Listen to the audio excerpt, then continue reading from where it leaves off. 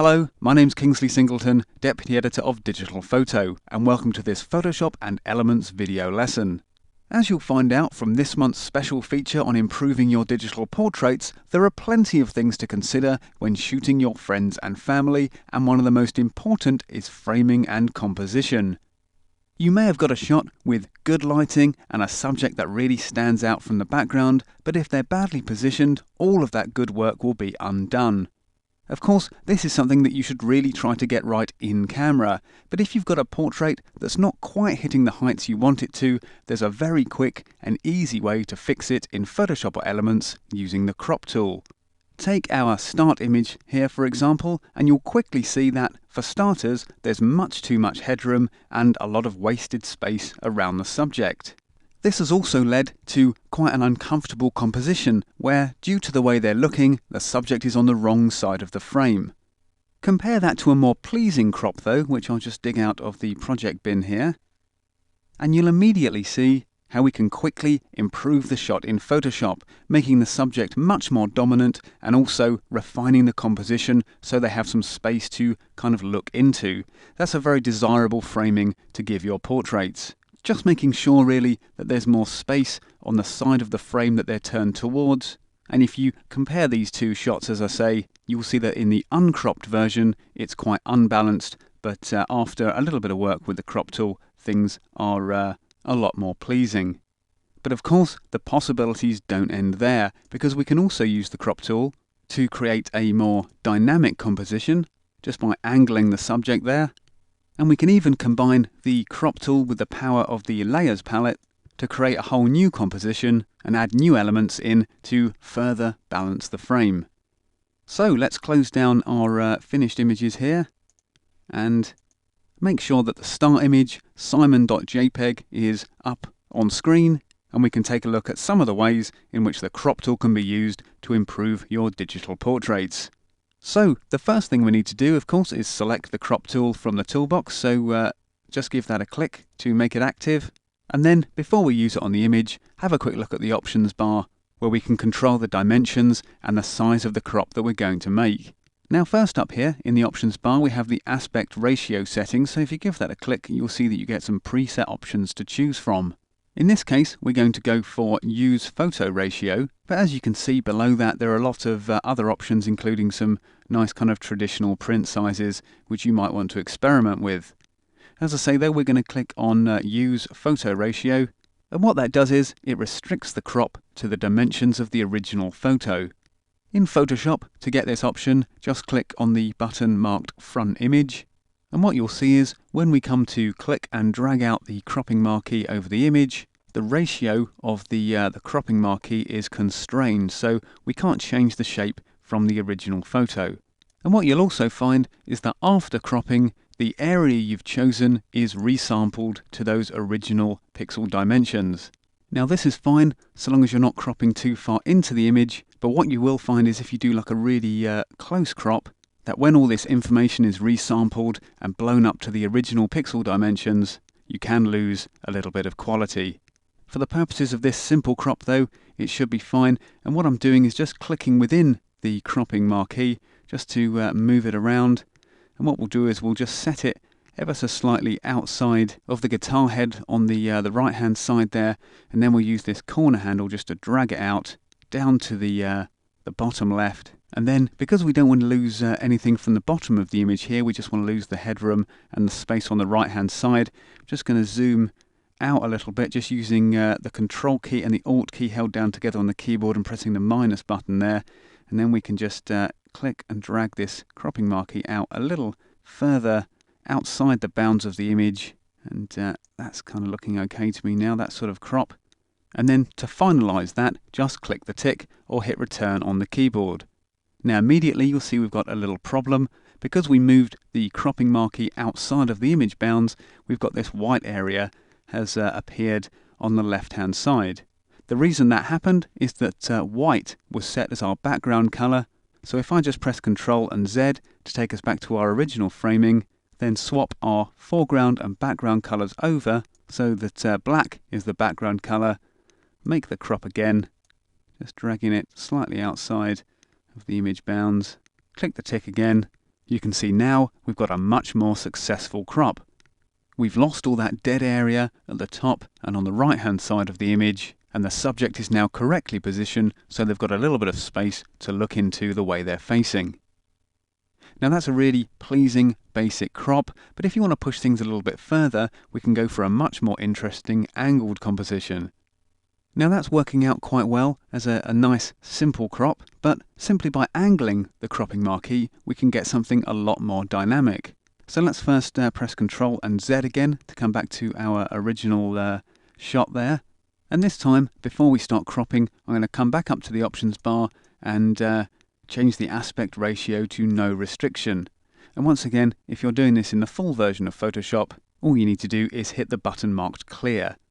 Once again, we've got our foreground and background colours set up the right way with black as the background colour, and then we can just click and drag out our cropping marquee again.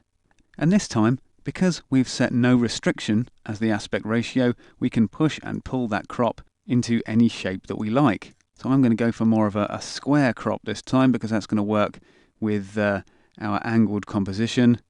And then to start rotating the cropping marquee, just position your cursor outside of the marquee itself and click and drag it round on an angle. So what we want to do really is going for something kind of about there. So we've got our mic stand coming out the corner of the frame. Once again, just clicking inside the cropping marquee to move it around. And then just remembering that we want our subject to be on the right hand side of the frame. We just need to pull our handles in there until we've got something just about like that. If you want to make very fine adjustments to the placing of your cropping marquee, you can use the cursor keys on the keyboard, just sort of tapping it into position, and I think that's going to work out pretty well. So once we've had a final look around just to make sure there's not too much space around the subject, we can once again just click the tick.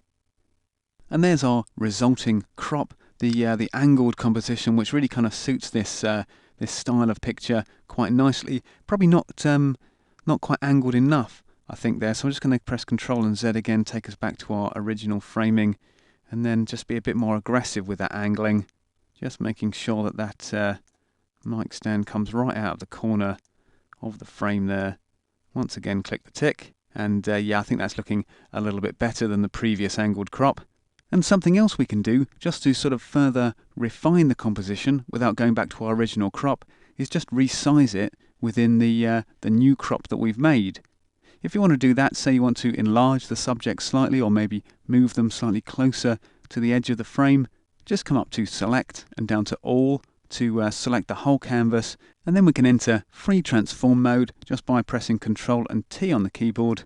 That brings up our Free Transform bounding box around those selected pixels, and then if we want to just resize our subject slightly, we can just pull on this corner handle and maybe just kind of increase their size within the frame, just making them a little bit more prominent there without having to go back to that original crop. So click the tick again, press Ctrl and D on the keyboard to deselect, and that's our slightly more edgy and dramatic angled composition completed, and I think that suits the picture pretty well. Now both of the crops that we've tried so far are still roughly in the portrait format because they're slightly higher than they are wide, but what if we want to change that aspect completely and go for a more of a sort of a landscape format? Well, that's possible too. We'll just go back to our original image there for a moment, and this time, once again with the aspect ratio set to no restriction, just going to click and drag out more of a landscape format crop. Something sort of like that should be pretty good. We'll just bring that up from the bottom slightly, and this way, once I hit OK, you'll see that we've ended up with a bit more of an arty looking framing this time. Something sort of slightly kind of widescreen cinematic about this. And what I'd like to do, even though sometimes this kind of blank areas can work really well, is just fill up this space slightly by introducing a spotlight from another picture that I've got. So if you just come up to File, down to Open, and find the image called spotlight.jpg on the CD, click Open, and once it appears on screen, we can see about moving it into our main composition. So first thing I'm going to do is come back up to the select menu and down to all, then over to edit and down to copy, just copying that into the computer's memory there, then we can close it down. And back on our original composition, we can come up to edit and down to paste. So in it drops, but now of course we need to reposition the spotlight and blend it in with the rest of the image. So let's bring up our layers palette, just come up to window and down to layers. And in here, all we need to do to make our spotlight fit in with the rest of the picture is just click where it says normal and change the blending mode to either lighten or screen. I'm going to pick lighten, and immediately that's starting to look really good. Just come up to the move tool in the toolbox and we can click and drag our spotlight around, just repositioning it kind of where we want. I think something around about there should be okay. It's just kind of nicely balancing the subject now.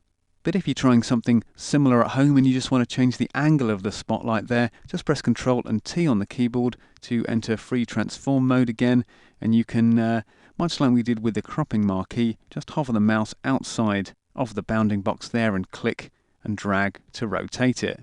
So maybe we'll just put it on a slightly more kind of flat angle there, something like that.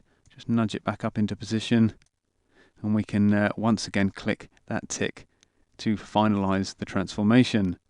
So in just a few short steps there, we've gone from a pretty uninspiring starting point to a much nicer finished composition. And whether you choose this landscape framing with the added spotlight, or the angled framing, or just the simple crop where we move the subject to the correct side of the frame and lost a bit of that headroom, they'll all improve your portrait images no end.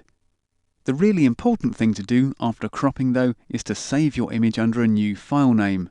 So first we'll just flatten the image just by coming up to layer and down to flatten image, just to collapse our spotlight into the background layer.